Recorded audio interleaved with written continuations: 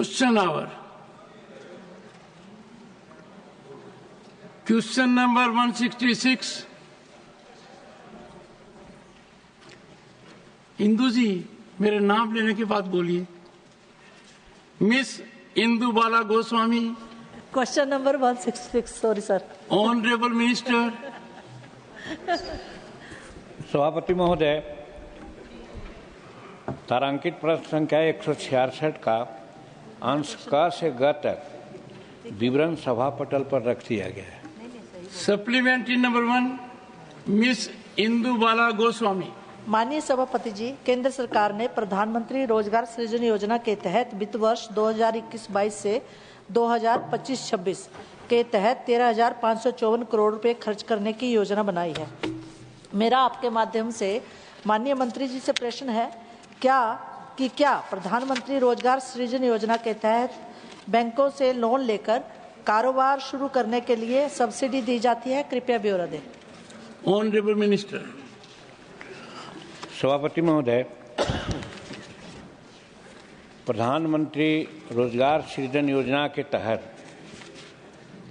जो अभी परिस्थिति है, हमारे पास कुल इकाइयों का 80% ग्रामीण क्षेत्रों में स्थापित किया गया है और कुल इकाइयों का 50% से अधिक SC/ST महिलाओं के उद्यमियों को स्थापित किया गया है। आप विनिर्माण क्षेत्र में अधिकतम परियोजना लागत दोगुनी होकर 50 लाख रुपए की सेवा क्षेत्र में 20 लाख रुपए हो गई है। अनुसूचित जाति, अनुसूचित जनजाति एवं अन्य विशेष वर्ग के लाभार्थियों के लिए 35% उच्च सब्सिडी प्रदान की जाती है। PMGP आवेदन अब क्षेत्रीय जो भाषाएं हैं उसमें 11 में दी गई है और जो विवरण माननीय सदस्य का कहना है वो वर्ष 21-22 में हम लोग मार्जिन मनी 2,927.39 करोड़ रुपया दिया है।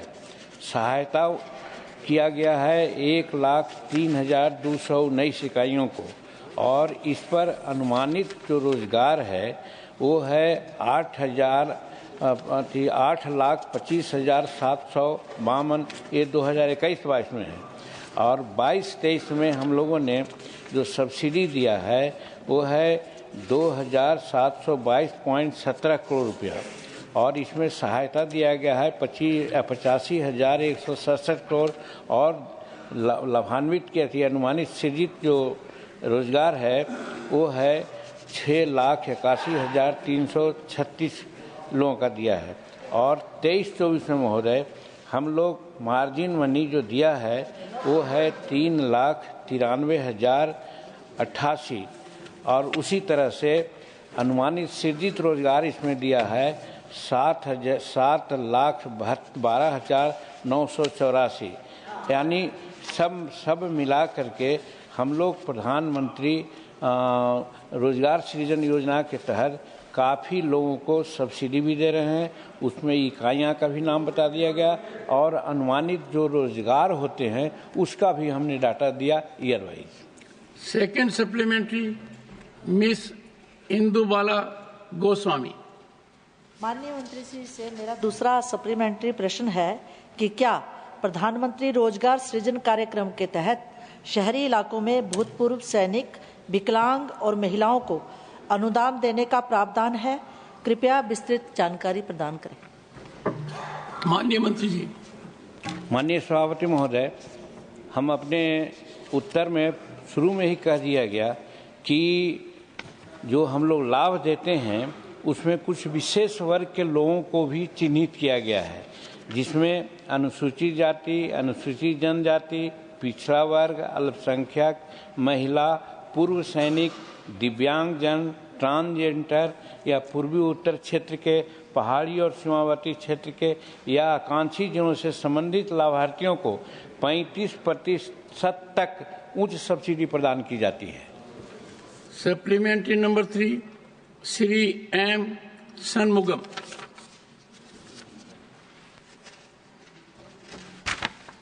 Sir, thank you, sir. For MSME units, bank loan is granted to start business. Most of the MSME units supply their production to their major companies like PSUs and private companies. when PSU unit or private company is closed down and referred to NCLT, those big companies have the provision to get back their assets after paying liabilities. However, in case of ancillary units like MSME, they are not in a position to repay the bank loan and their production material remain dumped. So, I would like to know from the Minister what is the remedy in such cases and how the MSME will get the relief because no fault of their MSME is suffering. Honorable Minister. माननीय सभापति महोदय, जहाँ तक prime minister रोजगार guarantee योजना का तहत है, हम लोग फैसिलिटेट करने के लिए आज तक जो कार्य किया गया है उसमें मार्जिन मनी और सब्सिडी के रूप में हम लोग लगभग 27 करोड़ 85 लाख के आसपास में हम लोग एम्प्लॉयमेंट को प्रोवाइड किया है और उसी तरह से इसमें 81.50 लाख पर्सन फाइनेंशियल 2014 और 15 से 2024-25 तक के जो 10-3-25 तक के है उसमें करीब 7.27 लाख माइक्रो इंटरप्राइजेज कंपनी को असिस्ट किया गया है जो मार्जिन मनी के रूप में हम लोग ने दिया है। इस प्रकार से हम लोग 21,345.4 करोड़ जनरेशन एम्प्लॉयमेंट अपॉर्चुनिटी को मोर देन 57 यानी 58 लाख पर्सन को हम लोग लास्ट 10 वर्षों में लाभान्वित किया है और इस तरह से कहा जा सकता है कि पहले के बनिस्बत आज हम लोग 85% उनके लाभांश को इंक्रीज किया है और उसी तरह से जो यूनिट इस्टेब्लिश हुआ है वो लगभग 176% इंक्रीज किया गया है। और दूसरी बात इसमें है महोदय कि जैसा पहले भी उसमें कहा गया था कि हम लोग इसमें स्पेशल शेड्यूल कास्ट के लिए, शेड्यूल ट्राइब के लिए, अन्य विशेष के लिए भी हम लोग इसमें विशेष प्रायोरिटी देते हैं और लोन गारंटी का जो ये है वो COI अप टू 10 करोड़ तक जो आज कोलेस्टर करके 5 करोड़ कर दिया गया है। इस तरह से हम लोग PMEGP में लोगों को फैसिलिटेट करने का प्रयास कर रहे हैं sir. Fourth supplementary Shri Saket Gokhale. Thank you very much, Chairman, sir. We're very happy to have you back in the House again. Sir, this question pertains very specifically under the PMEGP, the Prime Minister's Employment Guarantee Program. The applications received versus rejection. This is on the PMEGP dashboard. That's where the numbers are from. Sir, in 2021-22, only 27% applications were approved. 22-23, 31% approved. 23-24, 32% approved, and 24-25, only 30%. So basically, sir, there is almost a 70% rejection rate for applications that are received under this scheme. So my question to the Honourable Minister very specifically is why is there such a high rejection rate of applications, almost 70%, and what steps is the government going to take to improve the approval rate of applications under PMEGP, sir? Thank you.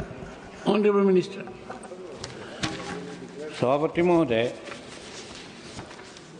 जो 2021-22 से वित्तीय वर्ष 2024-25 तक जो 10-3-25 तक है उसमें वित्तीय वर्ष 2021-22 में कुल संख्या इकाइयों का था 1,03,219 इकाइयाँ दी गई इसी सहायता प्राप्त करने के लिए आया था। उसमें हम लोग जो ये किया है वो करीब 38% लोगों को हम लोगों ने लाभान्वित किया है।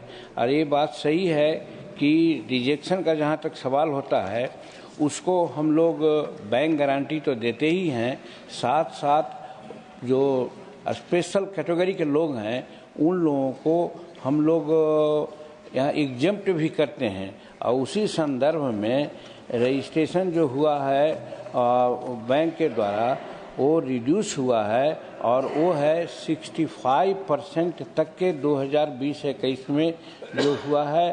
पहले था 40% जो 2024-25 में था, उसको बढ़ा करके हम लोगों ने 65% तक जो रिजेक्शन था उसको कमी किया है और वो 40%, मतलब डिटोरिएटिंग स्थिति में है। हम लोग इसमें प्रयास कर रहे हैं कि बैंकों द्वारा जो रिजेक्शन होता है उसको कम से कम करें। इसके लिए ऐसा भी होता है कि आवेदन जो रजिस्टर्ड किया जाता है उसमें भी कहीं कहीं विसंगतियाँ होती है। उसके लिए हम लोग ट्रेनिंग देते हैं कि आप एप्लीकेशन दें तो ठीक ढंग से दें। तो इस तरह से जब विसंगतियाँ दूर कर करके हम लोग प्रयास कर रहे हैं कि जहाँ तक रिजेक्शन का सवाल हो वो कम से कम हो। और बैंकों को हमारे फाइनेंस मिनिस्टर के द्वारा हिदायत दिया गया है कि इस प्रकार का जहाँ तक लोन देने की सब की बात है, हम बैंक गारंटी देते हैं। आप किसी प्रकार से उन लोगों को आप कष्ट न पहुँचावें, ये भारत सरकार का नियम है और एक काम है। श्री जोश के money. Thank you, sir. Sir, it has been reported that the mandatory inspection for the Prime Minister's Employee Generation Program funded units have been significantly delayed. It has left around 6,500 units and approximately 26,000 entrepreneurs in Kerala alone in a difficult situation. This has forced many to continue repaying the entire loan amount along with interest. Entrepreneurs are unable to close their loan accounts, leading to negative impacts on CIBIL score. In turn, their eligibility is for further financial assistance. Sir, there is a concern that similar delays may be occurring in other states also. Could the minister explain the reasons behind these inspections delays and details the step being taken to expedite the process and ensure timely subsidy disbursement? Additionally, could the minister clarify the rationale behind outsourcing inspection duties to an external agency? माननीय मंत्री जी। इस संबंध में महोदय, हम लोगों ने जैसा पहले भी कहा है, प्रयास हम लोग कर रहे हैं कि बैंकों द्वारा जो अस्वीकृत आवेदन होते हैं उसको हम लोग स्वीकृत करते रहें। और उस संबंध में हम लोगों ने काफ़ी प्रोग्रेस किया है और कह सकते हैं कि 2021-22 में जहां 34.98 अस्वीकृति होती थी, आज 2024-25 में हम लोग 37.75 तक आ गए हैं। कहने का मतलब है कि हम लोग हर तरह से इसको रोकने का प्रयास कर रहे हैं। और अभी इंडिया का जो है पोस्ट जो है उसको irrigated for physical verification and all the party cases will be ready shortly. कहने का मतलब है कि जो इसमें कहीं दिक्कतें आ रही है उसको हम लोग हर तरह से रेक्टिफाई कर करके उसको सुधारने का प्रयास कर रहे हैं। Sir, question number 167 Sushri Priyanka Chaturvedi. Thank you for making me Sushri. I'm Srimati. So wishing you a speedy. You've come back here. I'm happy to see you here, and wishing a long, happy, and healthy life ahead, sir. Sir, my question to the Honourable Minister. Sir, check-in counters, my question was with regards to that. Check-in counters are important in providing airport services such as wheelchairs and attendants for passengers. One second. Oh, sorry, question number 167. Yes. Sorry. Chairman, sir, the answer has been placed on the table of the House. Supplementary number 1, Srimati Priyanka Chaturvedi. Sir, I'm just so happy to see you back. I've lost the flow of how things go. Sir, check-in counters are important in providing airport services such as wheelchairs and attendants for passengers with different needs. Recently at the Delhi airport, an 82-year-old passenger fell and suffered injuries after standing for 20 to 25 minutes waiting for a wheelchair at a counter. In light of this negligence, what measures is the government taking to ensure that airlines and airports provide wheelchairs and other assistance services to senior citizens and other priority passengers? Sir? Honourable Minister. Chairman, sir, and I'd like to highlight that the issue that has been mentioned by the honourable member here is a very unfortunate incident, the way it has happened, and immediately the ministry has taken cognizance of it, and definitely we have certain civil aviation requirements also regarding the Divyanjan or the challenged people and this was in the Civil Aviation Requirements 2014 itself. We have made certain guidelines where every airlines has to provide this wheelchair support to whoever requests it. Before 40 hours itself, they have to put in a request saying that we need the wheelchair, and the airlines is supposed to make the necessary agreements. And regarding this incidents, we are going in depth and verifying what exactly happened in the incidents. There are always two different versions. One is from the family itself. We have contacted them. We have spoken to them. The DGCA, in fact, they have spoken to the family members also. They have taken full story from their side and from the airlines also. And we are issuing a show cause notice to the airlines. We will be taking action as per the show cause notice, whatever we get, and we are taking the CC camera footage to find out exactly what is going to happen. I can assure the member that we are looking into the issues. Second supplementary, Srimati Priyanka Chaturvedi. So recently an Air India flight from Chicago to Delhi had to go back to Chicago after 10 hours of flying due to most of its toilets being clogged and unavailable. In such cases of disappointing quality of air services and high airfares, what measures is the government taking to ensure the customers? So I'd just like to add one thing. There was a clarification that came from the airline that all the drainage was choked due to passengers stuffing blankets into it, stuffing jackets, etc. So in such a case, which other airlines haven't reported. And we also saw how the airline was maligned all across board. So has DGCA initiated some inquiry to figure out what really went wrong? Some have even implied there was a sabotage to bring down the name of Air India. My only request to the minister would be that there should be a DGCA inquiry into this, because the airline has India associated to it and it brings bad name to the country. Thank you, sir. Honorable Minister, this is beyond a supplementary. It is a request also. Yes, sir. Definitely, I'm here to facilitate for whatever honourable member is asking, and we'll look into it, sir. Definitely, the airlines are there to cater for the services of the people, and whenever these kind of incidents happen, and definitely we go in depth and verify these situations, and especially the incident you have mentioned, how the passengers also are not being disciplined in maintaining the toilets and all, how these get clogged because of all these blankets and all getting clogged in the toilets itself. This is one report, and this is because this one has been covered in the news that we all know about it. But there have been many previous incidents also where the airlines have reported that this kind of behavior has been observed in the airlines. And definitely we'll try to see, sir. DGCA is inspecting this issue. Not only this, let it be any other airline also. When this kind of issue comes, we are inspecting it, and we'll see necessary guidelines, what is necessary in the future, so that there can be some kind of decorum that can be maintained in the travel. We'll try to see what better can be done. Third supplementary, Shri Ashok Chauhan. Thank you, Chairman, sir, for allowing me to ask the supplementary. Sir, whatever may be the reason and the elaborate answer the Honourable Minister has given here, the airline traffic in this country has gone tremendously high. And definitely all efforts are being done by the Honourable Minister and the department to offer more facilities and to see that the airports are decongested. So one of the solutions which could be probably thought about, now the Prime Minister has been very categorical to see that number of airports under the UDAN scheme, because all these smaller places, people come to flock together at bigger cities, and that is why the number of people in a particular state capital or other places has gone up, in spite of the large number of airports which are coming up all throughout the country. My request to the Honourable Minister would be, number one, please try and promote UDAN scheme, which the Prime Minister has ambitiously taken up this program, helping a large number of smaller districts to get connected to the state capital. And secondly, the observation is that the airline operators, in spite of this scheme, are not coming forth to promote UDAN because they don't get any money from this scheme, because handling charges, service charges, money, whatever the bigger airlines get, under the UDAN scheme, all these charges are exempted. So my suggestion to the Honourable and question to the Honourable Minister is that, would you take up promoting UDAN on a bigger scale to decongest metropolitan cities, number one? Secondly, would you also undertake, like for example, Maharashtra?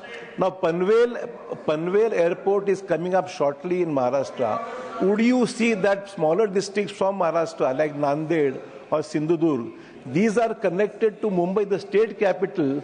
When the next airport comes up, Panvel, in 2-3 months, would you be able to connect these districts which I have mentioned directly to Mumbai so that people from smaller districts are able to reach Mumbai? The flights are doing extremely well. The scheme is doing well. Operators need to be forced that certain percentage of the total flights which they are operating, at least some percentage is under UDAN, which should be made compulsory. That's my suggestion. Honorable Minister, a very important supplementary. Yes, sir. On decongestion in particular. I'm happy that he has spoken about the UDAN scheme, which is one of the most successful schemes, not only in the country, but it has been praised by many other countries. And I'm very happy to say this has been the vision of our Honorable Prime Minister Narendra Modi ji, where the thought process has been to connect all the airports together. It has been observed that many of the airports, even after building, the viability was an issue for the airlines to start the connectivity. It was at that point of time, the UDAN scheme was visualized and the viability gap funding was given. What you are saying that the money is not going to the airports, but the airlines definitely is getting the viability gap funding so they can operate the airlines. And we have almost given 1.50 crore people of this country the benefit due to the UDAN scheme. And I'm also happy to say that in the recent budget speech, Honorable Finance Minister Nirmala Sitharamanji has extended the UDAN scheme for another 10 years. What was earlier thought was it would be there only for 10 years, but now we are extending because of the success. And in the last 10 years, we have connected 1.5 crore people. And in the next 10 years, we want to connect 4 crore people, sir, and bring in 120 new destinations. So we are talking about 120 new locations being connected under the UDAN scheme. And if there is any specific route, the way how this UDAN scheme functions, sir, we have taken the underserved and unserved airports of the country, which have less than 7 air connectivity in a week. And there we bid the routes, whichever are the popular routes, we bid the routes that let it be from a certain place A to place B. And the airlines come in through the bidding process. It's a very transparent process. The airlines come in, and once the bidding is done, then we start the airlines. And the other thing also, which many people would have seen, that after some time the UDAN routes are not continuing because the UDAN routes are only there for 3 years.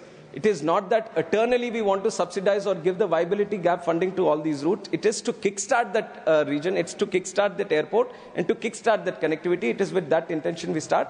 Any specific request from any member that this has to be taken under UDAN, if it meets the guidelines, definitely we'll put it under the bidding and we'll promote that kind of connectivity through UDAN scheme. Thank you. I'm not a member. I'll make a request. But how about decongestion?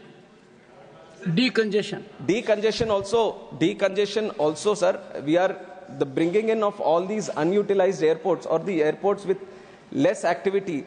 Once you make in more connectivity to these, obviously the decongestion, because the congestion happens when the connectivity, everything flows to one airport, sir, which is why we want to spread the connectivity across different airports also. And with this idea, we are developing airports and many locations, remote locations also. And definitely with the coming in of new airports, the decongestion is also going to happen in the major airports. Shri Pramod Tiwari, I'll come. मैं एक सवाल माननीय मंत्री जी से थोड़ा इधर उधर भी हो तो उसे जोड़ लीजिएगा। एक फ्लाइट दिल्ली से गुलबर्गा और गुलबर्गा से बेंगलोर, इसीलिए मैंने कहा आपसे चलनी चाहिए, वो क्यों बंद हो गई। और दूसरा सर, मैं कोई यहाँ पे क्रिटिसिज्म के लिए नहीं कह रहा हूँ, एक शिकायत जनरल है सर, जो किराए हैं एयरलाइंस के, कुछ प्राइवेट कंपनियां मनमाने दाम से बढ़ा रही हैं। आप जरूर कहोगे कि इंटरनेशनल कॉन्ट्रैक्ट दिस दैट, वो अपनी जगह है, लेकिन साहब मैं देश के Pramod ji, the question relates shortage of check-in counters at major airports. Sir, इसीलिए तो मैंने उसको एक्सटेंड किया सर। हवाई जहाज है, थोड़ा बहुत तो ओवररन करेगा, सर। तो मैं सिर्फ एक रिक्वेस्ट करना चाहता हूं, दिल्ली गुलबर्गा के बारे में आप बता दो और किराए के बारे में मेहरबानी करके, या तो हम लोगों के टिकट भी बढ़वा दो ज्यादा, वो बढ़ा नहीं रहे हो, 32 में होता कुछ नहीं। एनीवे, मैं सिर्फ ये कह रहा हूं, किराए पे कोई न कोई एक नियामक बना के चेक करिए, बहुत ज्यादा हो रहा है। 55,000 रुपए Bangalore to Allahabad. Honorable Minister. Sir, I've noted down the request, sir. Delhi Gulbarga. And the honourable member has been very fair. He says, let's little go beyond the runway. Are there countries in the world that have some standardization or fixation of ticket pricing? No, sir, it is not there, which is why we are following that international principle where everyone is letting the market drive the airfare, sir, and we have it in the similar fashion. And Delhi-Gulbarga flight, definitely I have noted down, sir. I'll forward it to the airlines also, and we'll ensure that it gets connected very soon. And airfares, every time it keeps coming under discussion, sir, and we are ensuring our best from the ministry also. We don't want the airfares to be exorbitantly high, because we want all the people of the country also to feel comfortable and have an affordable price situation in the country. And I would also say, given this point, that if we have more aircrafts coming into the country, because now the demand has exponentially grown. The demand is so high, more people are aspirational today to go by air, but the airlines are not sufficient today. That is why we have huge number of orders also, and we from the ministry are trying to ensure more number of aircrafts come into it. And also another question that keeps coming is that why is there a duopoly? And I can tell from the ministry that we want more airlines to come in. Let it be smaller or bigger airlines. We are not restricting any airlines to not come into the industry. We want more airlines, and we are ensuring, we are promoting the industry so much that more airlines can also come in, so that the price dynamics gives an advantage to the common man. No, the honorable member wants, the prices are skyrocketing, driving some of the people very crazy. So what efforts you will make to moderate it within your limitations of legal regime? Yes, sir.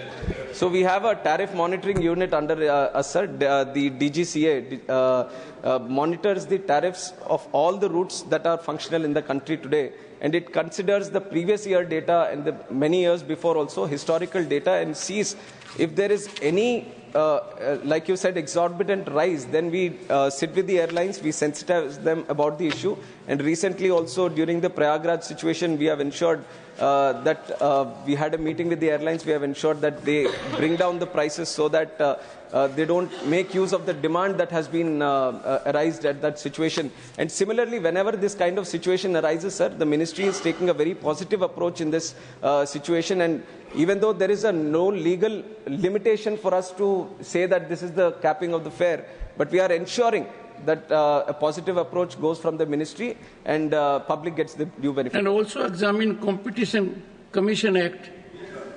It is already there, sir. Exactly. It is already. Dr. K. Lakshman. Chairman, sir, wishing you a healthy, long life. I would like to know through you, sir, the Honorable Minister, how is the government ensuring that passengers without access to smartphones or those unfamiliar with digital platforms can check in seamlessly? And the provisions for senior citizens or differently abled passengers who may prefer manual check-in process, sir. Thank you. Honorable Minister. Sir, manual check-in process is still there. It is continuing. In the age of technology, we have brought in many other systems also. Like DigiYatra is there. People with smartphones, they can enter through the digital access. And then we have web check-in that is available, baggage drop-in that is available.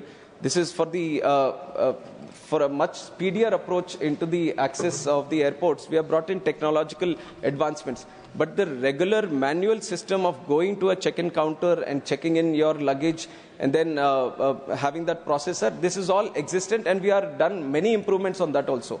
When we have seen some congestion happening, especially during the fog time, during the winters, we see a lot of delays happening, and which leads to a lot of this peak hour capacity getting crumped up at these major airports. That is when in 2022 December, in fact, our predecessor, I'd like to take his name also, Jyotiraditya Scindia ji, he has done an effort at that time that he has taken in 16 major airports of the country and reorganized the check-in system, reorganized the security check-in systems at all these areas so that they can get decongested.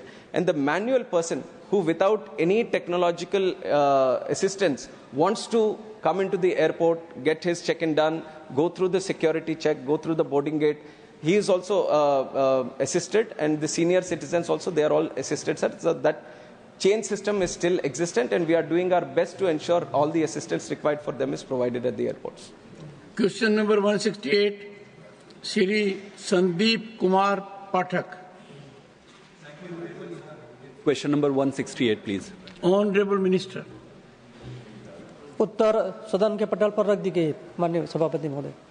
Supplementary number 1. Thank you, sir. It's great Sandeep to. Kumar Pathak. Thank you, sir. It's great to have you back in the action in the House again. Sir, मेरा आपके माध्यम से माननीय मंत्री जी से यह प्रश्न है कि कई बार ये देखने को मिलता है कि सरकारें शहर को डेवलप करने के नाम पर जो स्लम्स, झुग्गी बस्तियां होती है, उस पर बुलडोजर चला देती है, लोगों को बेघर कर देती है। स्मार्ट सिटीज़ में भी एक एजेंडा है कि स्लम फ्री स्मार्ट सिटीज़ का। तो मेरा ये प्रश्न है कि क्या सरकार स्मार्ट सिटीज़ को डेवलप करने के लिए स्लम्स को उजाड़ कर अपना एजेंडा पूरा करना चाह रही है या फिर उनको पुनर्वासित करने का पूरा प्रावधान भी बनाई है? अगर पुनर्वासित करने का प्रावधान है तो मैं ये जानना चाहता हूं कि पिछले सरकार के इस कार्यकाल में कितने घरों को तोड़ा गया और उनमें से कितने परिवारों को, कितने घरों को पुनर्वासित किया गया है राज्यवार? Honourable minister. माननीय सभापति महोदय, हमारी सरकार, माननीय मोदी जी की सरकार अंत्योदय के दर्शन को लेकर के चलने वाली सरकार है। समाज के अंतिम छोर में खड़े व्यक्ति तक शासन की योजना पहुंचे, अंतिम व्यक्ति का उदय हो, ये हमारी पहली प्राथमिकता होती है।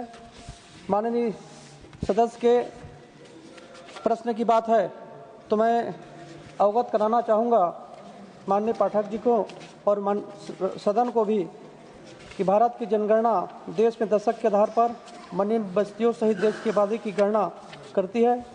पिछली जनगणना 2011 में आयोजित की गई थी, जिसके अनुसार 1.39 करोड़ परिवारों सहित कुल 6.54 करोड़ लोग स्मार्ट शहरों के साथ देश भर में झुग्गियों में रह रहे थे। स्मार्ट सिटी मिशन के तहत चुने गए 100 शहरों में लगभग 39 लाख परिवारों के 1.82 करोड़ लोग झुग्गियों में रह रहे थे।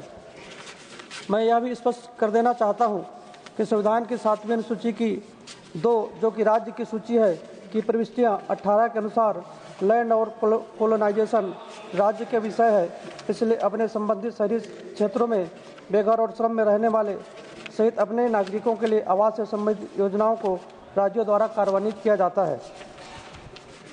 मैं राज्यवार डेटा मंत्रालय में संधारण नहीं करते, यह राज्य का सब्जेक्ट है। माननीय सभापति। माननीय मंत्री जी, एक प्रश्न था जी कि रिप्लेसमेंट के बारे में क्या डेटा है, आप बाद में माननीय सदस्य को दे दीजिए। जी जी माननीय सभापति। Second supplementary Shri Sandeep Kumar Pathak. धन्यवाद सर। सर, जैसे कि ये कहा गया कि पुनर्वासित करना सरकार का उत्तरदायित्व है, सरकार कर रही है। जहां तक मेरी समझ है, पुनर्वासित करने के लिए ये जानना बहुत ज़रूरी है कि एक शहर जिसको आप स्मार्ट में कन्वर्ट कर रहे हैं कि कितनी झुग्गी बस्तियां हैं, उन झुग्गी बस्तियों में कितने लोग रहते हैं। जब तक ये जानकारी ना हो उसको पुनर्वासित करना असंभव है। मैं ये समझना चाहता हूं कि सरकार कर कैसे रही है। पहले जो जनगणना हुई वो 14 साल पहले हुई थी, लगभग 2011 में। तो क्या 2011 के जनगणना के आधार पर ये सारा पुनर्वासन हो रहा है या फिर जो 2021 में जनगणना होने वाली थी उसको अभी तक किया नहीं गया है?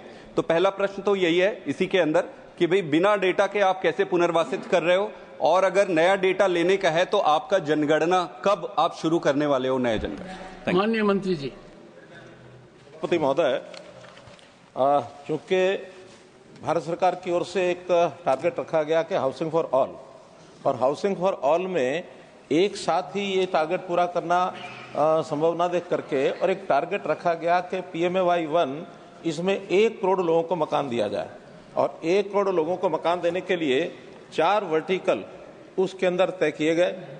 बेनिफिशियरी लेड स्कीम, जिसके अंदर जिसके पास अपना प्लॉट है उसको वो विषय दिया जा सकता है। ऐसे ही अफोर्डेबल हाउसिंग स्कीम, जो अफोर्डेबल नेचर के मकान बना करके ऐसे गरीब लोगों को दिए जा सकते हैं। इसी के साथ जो रेंटल हाउसिंग स्कीम ये जो 2020 में उसका योजना का एक अलग से उप योजना शुरू करके ये भी शुरू की गई कि जो लोग अपना मकान नहीं खरीद सकते वो उस योजना के अंतर्गत रेंटल हाउसिंग में भी आ सकते हैं। तीसरा, इन सीटू और डेवलपमेंट स्कीम कि जहां झुग्गी वहीं मकान, उस नाते से ये एक वर्टिकल भी दिया गया। एक चौथा वर्टिकल भी दिया गया कि जो अच्छे संपन्न लोग हैं और वो अपना मकान अपने आप बना करके ज़्यादा पैसे लगा के कर सकते हैं, उनको बेनिफिशियरी लेड स्कीम में, उनको इंटरेस्ट सबवेंशन स्कीम में कुछ राशि का एक भुगतान करना भी उनके लिए सुनिश्चित किया गया। चारों वर्टिकल स्टेट्स को बताए गए और स्टेट्स ने डिमांड अपनी किस वर्टिकल में कितनी देनी है, गरीबों के लिए कितने मकान उनको देने हैं, ये विषय स्टेट्स के ऊपर निर्भर है। पहली PMAY जो समाप्त हुई है उसके आंकड़े जैसे पहले बता दिए गए कि 2011 का जो एक आंकड़ा था उसमें 38 लाख परिवार और ये गरीब स्लम बस्तियों में रहने वाले, ये कुल आंकड़ा उसमें मिला था, जिसमें 1 करोड़ 82 लाख ऐसे सदस्य ये उसमें रहते हैं। तो कुल मिलाकर के इन योजनाओं का लाभ सरकार कितना, प्रदेश सरकार कितना लेना चाहती है, ये डिमांड बेस्ड यानी एक प्रकार से योजना है। डिमांड कितना करेंगे कितना नहीं, जो डिमांड स्टेट से आई है उसमें अभी इस के अंतर्गत जो गरीब बस्तियां हैं उसमें कुल स्वीकृत मकान किए गए 5,52,000। ऐसे 100 शहरों की बात है। 100 शहरों में 5,52,000 मकान स्वीकृत किए गए और निर्माणाधीन उसमें है 4,99,000 और 3,36,000 ये बना करके दे दिए गए हैं। तो ये लगातार चलती हुई प्रोसेस है। इस प्रोसेस को अभी 31 दिसंबर 2025 तक ये सारी पूर्ण हो जाएगी। अगली प्रोसेस PMAY 2 उसके भी 4 वर्टिकल ये तय कर दिए गए हैं। उसमें भी 1 करोड़ मकान शहरी, 2 करोड़ मकान ग्रामीण, 3 करोड़ मकानों का लक्ष्य तय किया गया है। तो ये लगातार जब तक हाउसिंग फॉर ऑल पूर्ण नहीं होता ये लगातार चलता रहेगा। हमने प्राइवेट सेक्टर को भी एक प्रकार से अपील की है, निवेदन किया है कि सरकार अपनी योजना से यदि 1 मकान बनाए तो प्राइवेट एंटिटीज भी 5 मकान बनाए ताकि लोगों की भी सुविधा मिले और प्राइवेट PPP मॉडल के ऊपर इस इंडस्ट्री को भी लाभ हो। तो ये लगातार चलने वाला प्रोसेस है। इसमें किसी झुग्गी को तोड़ने का काम भारत सरकार की योजना से नहीं होता। ये चूंकि लैंड एंड कॉलोनाइजेशन जैसा बताया ये स्टेट का इशू है, स्टेट अपनी डेवलपमेंट प्लान बनाती है, उस प्लान के अंतर्गत ये उनकी योजना के अंतर्गत आता है। Supplementary number 3 Shri Devendra Pratap Singh. माननीय सभापति महोदय, माननीय प्रधानमंत्री जी के नेतृत्व में भारत सरकार ने साल 2014 में देश भर में 100 शहरों को स्मार्ट सिटी मिशन प्रारंभ किया था। अब क्योंकि यह मिशन पूरा होने जा रहा है, ऐसे में माननीय मंत्री जी से के माध्यम से मैं जानना चाहता हूं कि इस मिशन के प्रमुख परिणाम क्या रहे। माननीय मंत्री जी। अध्यक्ष महोदय, वैसे ये प्रश्न मूल प्रश्न से जुड़ा हुआ नहीं है, क्योंकि मूल प्रश्न में तो ये है कि इन 100 शहरों में जो स्लम बस्तियां हैं उसकी प्रोग्रेस क्या है। तो अगर स्मार्ट सिटी मिशन के लिए अलग से कोई प्रश्न आएगा तो उसका उत्तर दिया जाएगा। Supplementary number 4 Shri Rajeev Shukla. आपको याद है मंत्री जी की प्रधानमंत्री जी आश्वासन दिया था कि 2022 को हरेक को पक्की छत मिल जाएगी। वो मिशन अभी तक पूरा नहीं हुआ। और जो पिछले सदस्य ने प्रश्न किया भाजपा के ही है, जो स्मार्ट सिटी मिशन है आप उस सवाल को दबा दिया, लेकिन जो बजट आया है 2025-26 का उसमें उसका कोई प्रावधान ही नहीं। तो क्या मिशन को समाप्त कर रहे हैं आप? माननीय मंत्री जी, वैसे तो ये प्रश्न फिर से स्मार्ट सिटी मिशन के संबंध में है। पहला प्रश्न स्मार्ट सिटी मिशन के अंतर्गत स्लम बस्तियों में कितने मकान दिए उस तक सीमित था। लेकिन फिर भी मैं माननीय सदस्य शुक्ला जी को बताना चाहूंगा कि बहुत सी योजनाएं वो एक प्रेरणादायी योजनाएं होती हैं जिसको रेप्लिकेट किया जा सकता है। तो स्मार्ट सिटी मिशन का जो प्रोग्राम था वो टाइम बाउंड प्रोग्राम था, केवल 100 शहरों के लिए था। केवल उसमें 48,000 करोड़ रुपया केंद्र सरकार ने उसमें योगदान दिया। इतना ही पैसा प्रदेश सरकारों को लगाना था। वो कोई हर एक शहर को, पूरे एरिया को इस प्रकार से स्मार्ट सिटी के अंतर्गत नहीं लाया गया था। कुछ पोर्शन उसको स्मार्ट रोड बनाया जाए, कुछ स्मार्ट अलग से जो ऐसे प्रोजेक्ट्स हैं उनको स्मार्ट रूम में बनाया जाए। डिजिटलाइजेशन, ईज ऑफ लिविंग के नाते से उसमें पूरे शहर को एक प्रकार से सुविधाएं तुरंत मिलें, अच्छी मिलें, सेवाएं ठीक मिलें, इस प्रकार के प्रोजेक्ट खड़े किए जाएं। जैसे ICCC integrated command control centre, इसके माध्यम से सेवाएं बहुत जल्दी शीघ्र मिलना शुरू हुई हैं। तो स्मार्ट सिटी में कुल मिलाकर के 7,000 प्रोजेक्ट्स, 7,400 प्रोजेक्ट्स, ये सभी 100 शहरों में पूरे हो चुके हैं। और ये प्रोजेक्ट अभी 31 मार्च तक जो शेष बचे हैं, 31 मार्च 2025 तक, आज मात्र 10-11 दिन बचे हैं। इसमें और भी कोई डिमांड उसमें आएगी तो उसको पूरा किया जाएगा, अन्यथा जो पिछले चलते हुए काम हैं उन्हीं को पूरा कराया जाएगा। इसके बाद इस हेड के साथ जुड़ा हुआ विषय नहीं है, बाकी काम जो हैं और योजनाएं हैं उन योजनाओं में शहरों को दी जाएगी। Fifth supplementary Shri Milind Devda.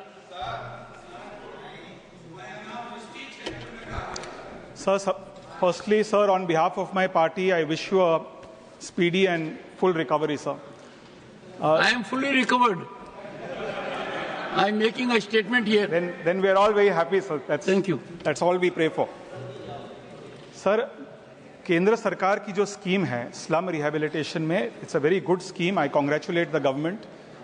कुछ सुधार इंप्रूवमेंट्स की आवश्यकता है. If you permit me sir, मैं मुंबई का उदाहरण और मुंबई की जो अनुभव है मैं सदन के साथ और माननीय मंत्री जी के सामने मैं शेयर करना चाहूँगा.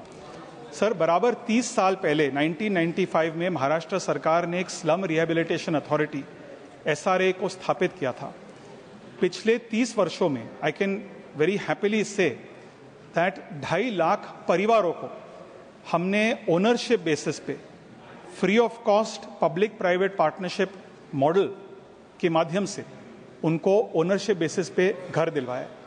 कुछ ही समय पहले सर एक हमारे घाटकोपर का एक रमाबाई अंबेडकर नगर पॉलिसी स्कीम थी. Almost for 25 years it was stuck. And राज्य सरकार ने जो प्रयास की, खास करके हमारे उप मुख्यमंत्री शिंदे साहब ने जो प्रयास किया, उसमें 14,000 परिवारों को एलिजिबल हमने किया है. और उसके साथ साथ जो राज्य सरकार की एजेंसी है, they will earn 10,000 crore rupees. So this scheme in Maharashtra is a win-win for everyone. It's a win-win for the government. It's a win-win for the people who live in the slums. And more importantly, it's a win-win for the landowners, because in many cities around the country, the landowners are in many cases government of India.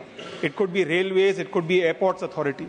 So my only question to the Honorable Minister, who's extremely knowledgeable, experienced, has been a Chief Minister of a fast urbanizing state, Haryana, is the government of India considering schemes like in Maharashtra with a public-private partnership model, which is a win-win for the landowner, a win-win for the slum dwellers, and for the private sector to make India slum-free as quickly as possible? Thank you. Honorable Minister. सभापति महोदय, मैं अध्यक्ष महोदय सदस्य महोदय का बहुत आभार प्रकट करता हूं कि इन्होंने एक अच्छा सुझाव दिया है. हमने पिछली जो PMAY स्कीम थी जिसका अब समापन हो रहा है, उसमें एक इन सीटू स्लम डेवलपमेंट की एक स्कीम भी दी थी प्रदेशों को. लेकिन मुझे आपको बताते हुए कोई बहुत खुशी नहीं हो रही है, बल्कि मैं इसको कस से ही बता रहा हूं कि उसके अंतर्गत प्रदेश सरकारों ने उसको चयन नहीं किया, क्योंकि ना अपने आप में एक बड़ा काम है कि जहाँ झुग्गी है वहीं पर उनको हटा करके और मकान बनाया जाए. ये ठीक है, मुंबई में धारावी जैसे स्थान के ऊपर भी वहाँ की स्टेट गवर्नमेंट ने एक पॉलिसी बना करके उसमें अच्छे रिजल्ट निकाले हैं. लेकिन ये डिपेंड करता है हर स्टेट गवर्नमेंट की अपनी विल पावर पर कि झुग्गियों को हटा करके उन्हीं स्थानों के ऊपर, कुछ स्थान पर झुग्गियों को हटा करके मकान दिए जाएं, बाकी स्थान को मोनेटाइज करके उसका कॉस्ट निकाली जाए PPP मॉडल के ऊपर. ये अच्छा प्रोजेक्ट बनाया जा सकता है.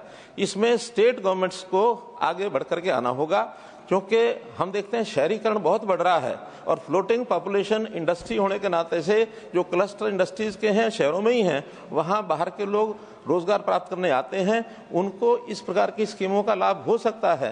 हाँ, जो परमानेंट लोग नहीं रहना चाहते, बहुत बड़ा वर्ग ऐसा भी है जो अपना मकान नहीं लेना चाहता, उसके लिए इस बार PMAY 2 में जो हमने जो इसकी किराए की मकान की और अफोर्डेबल रेंट हाउसिंग की जो स्कीम बनाई है उसी का विकल्प है कि उनको मकान दिया जाए, जब तक वो रहेंगे उनका एक उचित यानी किराया लेकर के उनको रहेंगे, बाकी छोड़ेंगे तो फिर और लोग आएंगे। इस मिलीजुली स्कीम के अंतर्गत हम हर शहरवासी को मकान देने के लिए हमारी योजना है, क्योंकि बड़ा काम है। 2022 तक की वो स्कीम बनाई थी, 3 करोड़ लोगों को, 2 करोड़ ग्रामीण, 1 करोड़ शहरी हाउसिंग फॉर ऑल पूरा हो सकता है। लेकिन जब रजिस्ट्रेशन हुई है और उसके बाद भी जो समाचार मिल रहे हैं कि अभी भी ऐसे बहुत लोग हैं होमलेस, उनके लिए अगले 3 करोड़ की योजना बनाई है। मुझे लगता है कि उस समय तक सरकार और प्राइवेट यानी जो लोग हैं वो सब मिल करके और इस प्रकार से इस आवश्यकता को पूरा कर सकते हैं। वैसे जैसे हमने PMAY-2 बनाई है, सभी राज्यों से परामर्श किया है कि किस प्रकार की स्कीमें हम बनाएं ताकि ऐसे गरीब लोगों को, हाउसलेस को, होमलेस को, उनको मकान दिए जा सकें।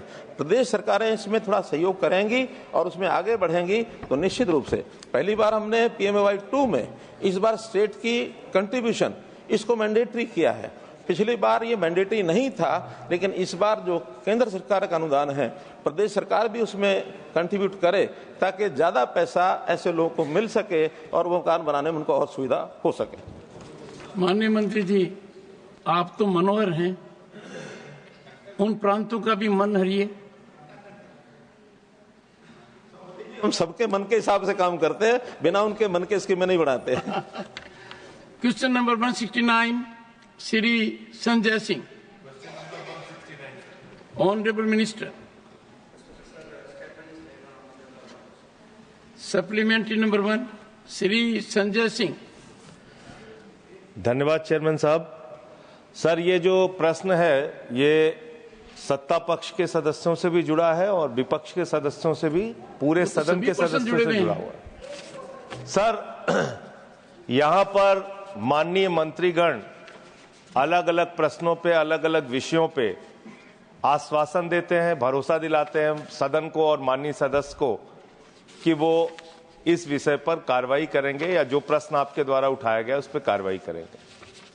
और बहुत अच्छी बात है कि पार्लियामेंट्री अफेयर्स मिनिस्ट्री ने एक ऑनलाइन एश्योरेंस मॉनिटरिंग सिस्टम बनाया है।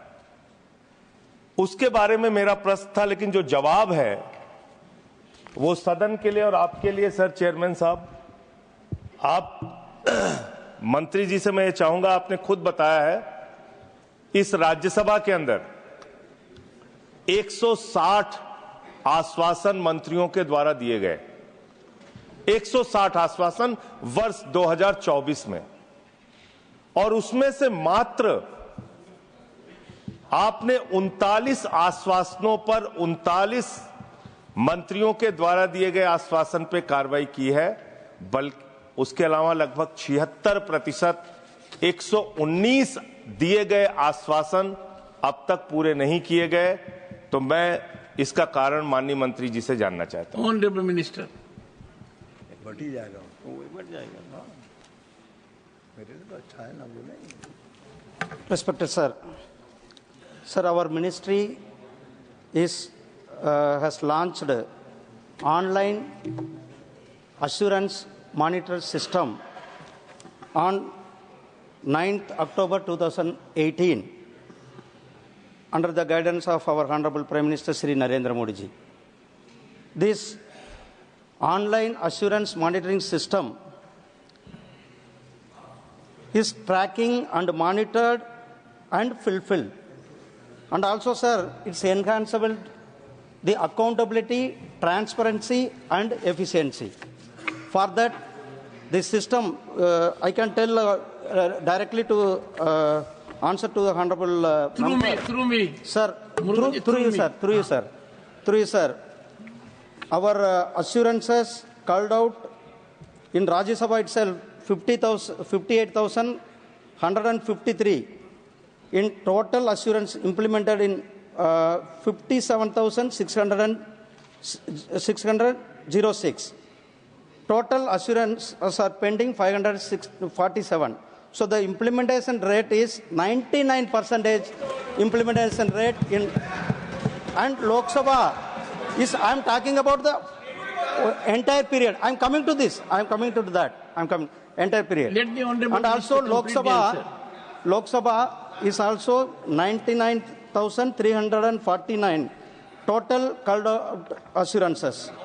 Implemented 98,585. The total initiation of the parliament. That's total only I'm telling. And 764. The percentage is 99%. Sir, this assurances given by the ministers before the parliament, before this house, August House, the assurance are going to fulfill within 3 months, sir. Some of projects, the assurance, some, for example, highways, border roads, or sea projects, sir, that projects are taking time, sir, time consumption. And monitoring of, we are getting information from the various ministries, and we are, for that, our ministry is continuously writing to the concerned ministers and the secretary of the Parliament Affairs to writing to the secretaries, concerned secretaries, to expedite and to fulfill the assurances as soon as first. Honorable Minister, the honorable member wants assurance about assurances. Yes, and he has given statistics. Of the statistics, Honorable Member Sanjay Singh has referred to 2024 numbers, where he found the pending numbers to be quite high.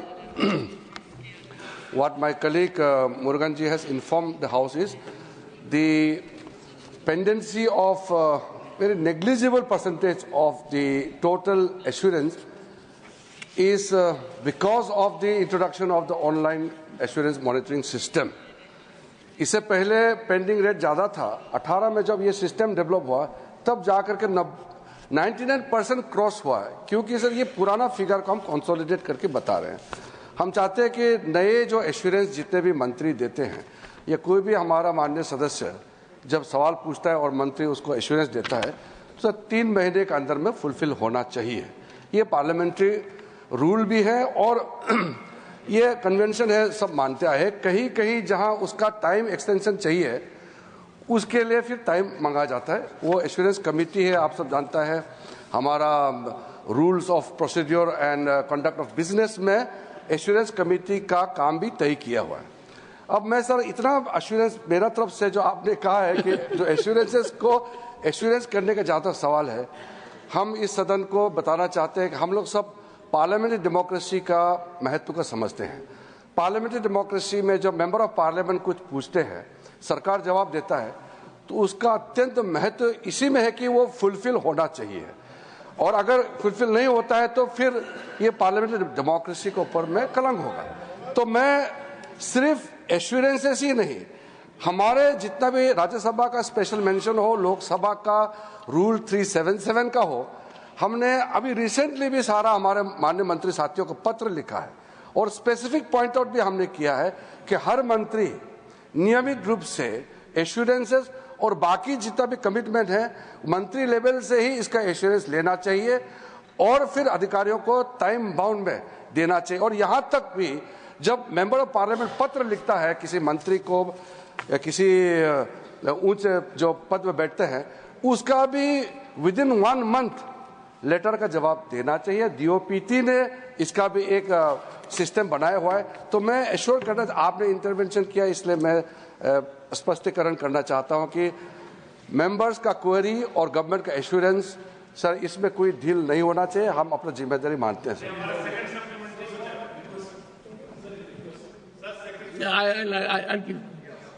Second supplementary पर संजय जी, आपको तो assurance मिल गया assurances के बारे में। नहीं, मैं माननीय मंत्री जी की भावनाओं का सम्मान करता हूं सर। भावनाओं का नहीं, ये नहीं, वो चाहते हैं ऐसा। नहीं, उनकी भावना है सर।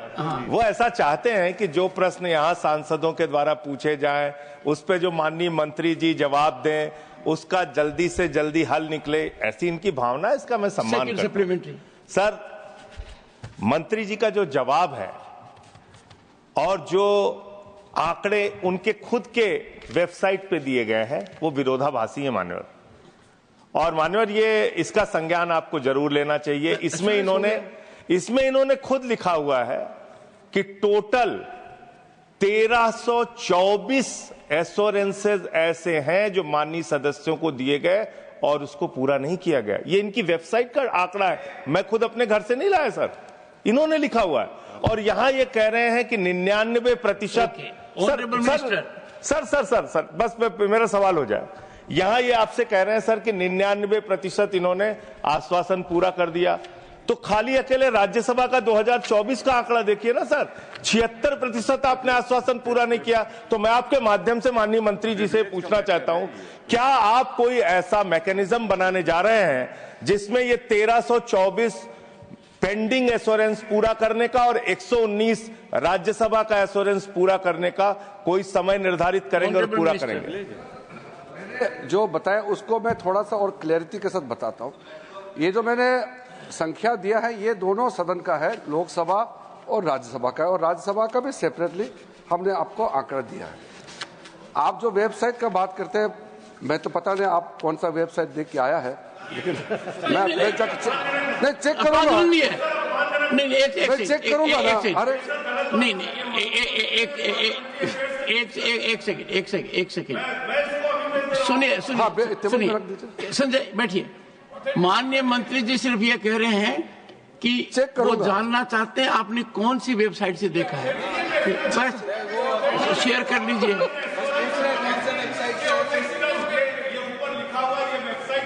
हाँ तो आप दे दीजिए, हम चेक करेंगे ना। देयर इज एन, सुनिए संजय जी एक सेकेंड, माननीय मंत्री जी ने आपको अभी अभी एश्योरेंस दिया है कि इस बारे में वो देख लेंगे। थैंक यू आप वेबसाइट देखा है तो मुझे तो जानकारी होना चाहिए ना कि कौन से वेबसाइट देखा है। हाँ बस ये तो वो तो टेबल पे लेकर दीजिए, मैं आपका हाथ में ले लूंगा सर आपने इंटरवेन किया इसलिए मैं बताना चाहता हूं कि ये बोल रहा है कि 99%, अरे 1947 से लेकर के आज तक का आंकड़ा, उसको अगर हम कंसोलिडेट करके बताते हैं तो उसका आपत्ति क्या है? 24 का तो मैंने बता दिया ना। देखिए सर ये आंकड़ा आपको दे चुका है सर, दोनों हाउस का सर 1311 आपको बताया गया। आप राज्यसभा का 547 है, लोकसभा का 764 है। अब इसमें मैंने जैसे बताया कि कुछ एश्योरेंस अभी टाइम चल रहा होगा, क्योंकि अभी तो ये तो पहले वाला पार्ट का, ये बजट सेशन का दूसरा पार्ट चल रहा है अब, तो इसलिए सर अभी कंसोलिडेट करके आपको फिर सदन के बाद में, इस सेशन के बाद में फिर बताएंगे। ये तो टाइमली है, लेकिन मैंने एश्योरेंस इसलिए दिया कि हम गंभीरता से लेते हैं पार्लियामेंट्री एश्योरेंस का महत्व को। तो सर आप हम सब समझते हैं, इसको हम लाइटली ले ही नहीं सकते हैं, इसलिए तो पेंडेंसी का हम 99% No, this is very important. Very important for all of us. Yes, Shri Ashok Chauhan, first, third supplementary. अब कर दिया सर, मेरी आपसे विनती है, ये प्रश्न पूछने की प्रक्रिया, हाउस में प्रश्न आना, वो प्रायोरिटी में आना, उसका जवाब मिलना, और सर पूरे देश में इसको देखा जाता है। एक हाथ प्रश्न कोई कॉन्स्टिट्यूएंसी से रिलेटेड होता है, पूछने के बाद जो जवाब आता है वो जवाब को पूरे देश में देखा जाता है, और उस कॉन्स्टिट्यूएंसी के लोगों को एक उम्मीद होती है कि ये काम मंत्री जी ने बोला है इसलिए काम पूरा हो जाएगा। सर मेरी रिक्वेस्ट है, मैं इसमें बहस में नहीं जाऊंगा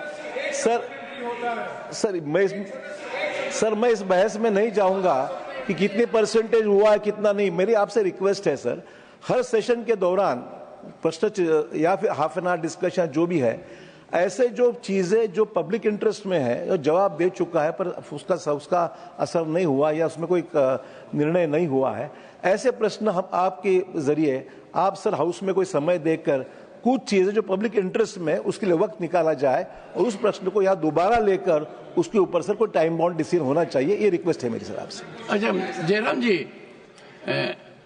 आप कुछ कह रहे थे? ये हमेशा प्रैक्टिस रहा है क्वेश्चन आवर में, एक सदस्य एक सप्लीमेंट्री, हर एक सवाल पर वही सदस्य को आप सप्लीमेंट्री के लिए बुलाएंगे, ये गलत बात है sir.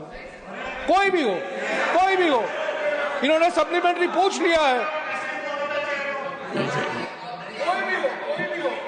Honorable members, I will look into this aspect.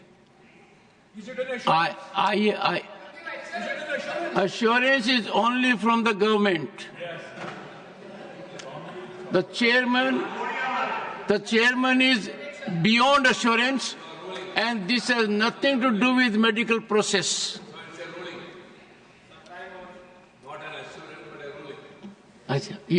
No, on this, my point of order is reserved, Tiruchi. Honorable members, question hour is over.